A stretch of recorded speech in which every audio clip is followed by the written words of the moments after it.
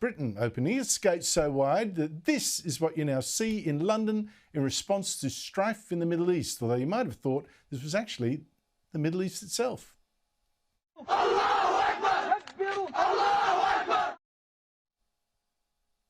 Joining me from London is Patrick Christys, star presenter of GB News. Boy, Patrick, London is different now. The Middle East and its conflicts seem to have come right to your doorstep, and I mean literally.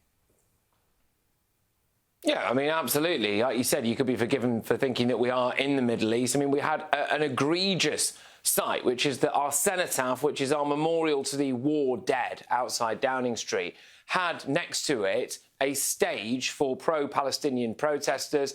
If some of those people support Hamas, then they obviously support wiping Jews off the face of the earth. And right next to where we have the memorial for the people who fought against the Nazis, right outside Downing Street. You know, London looks as though it's fallen, Britain looks as though it's fallen, but it's not just Britain as well. In the last few days, we've had a stabbing in France, 6 French airports closed due to a bomb threat, a bloke riding around on a moped wearing bright orange, carrying an AK-47 in Brussels like some kind of aggressive Islamist wacky racist. We've had Jewish primary schools here doused in red paint. You know, it is almost like some politicians decided to let a Trojan horse into a continent, isn't it? Well, it's funny you say that because meanwhile you've got the First Minister of Scotland, whose wife has family in Gaza. He's got this brilliant idea. Why doesn't Scotland take in lots more refugees from Gaza? Here he is. There are currently 1 million people displaced within Gaza. Scotland is willing to be the first country in the UK to offer safety and sanctuary to those who are caught up in these terrible attacks. There was a long wait there before there was some half-hearted applause. Is this really what Britain needs? Well, no. And we should be taking our lead from the neighbouring Arab countries like Egypt, Jordan and Turkey, all of whom have come out and said they will refuse to take a single Gazan refugee. Now, they will claim, no doubt, that it's because they want people to preserve the Palestinian homeland. The reality is that they know that that particular part of the world is unfortunately riddled by a vile terrorist group called Hamas, and they do not want to allow that into their own countries. Well, step forward the useful idiot Humza Yousaf, who's decided to open Scotland up as some kind of training ground for these people to come over here. Nobody's consented to this. He's just floated this policy that's completely bizarre.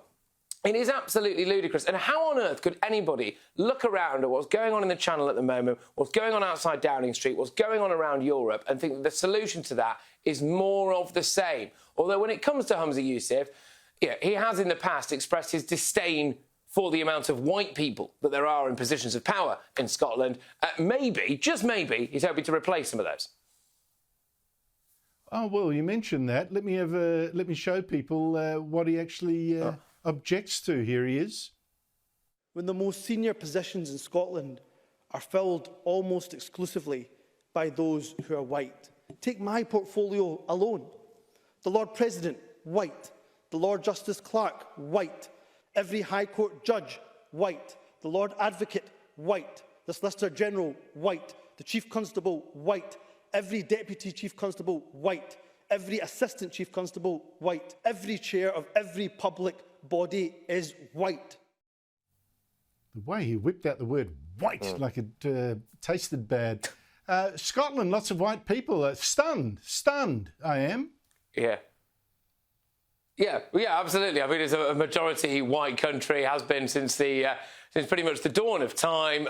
Just remarkable, isn't it? I mean, what do these people expect, though? Seriously. But, there is a massive issue here. There is a massive cultural and societal issue here. But right now, the main problem on the streets of Britain is actually the question of safety. And we have awoken a hardcore group of people, 40,000 people we currently have in this country on a terror watch list. Most of them are Islamist, and we have a problem now in the Middle East that is playing out on our streets in Britain. And a lot of people are clamouring for us to raise our terror threat to its highest level. We haven't done that yet, and I wonder if that's a mistake.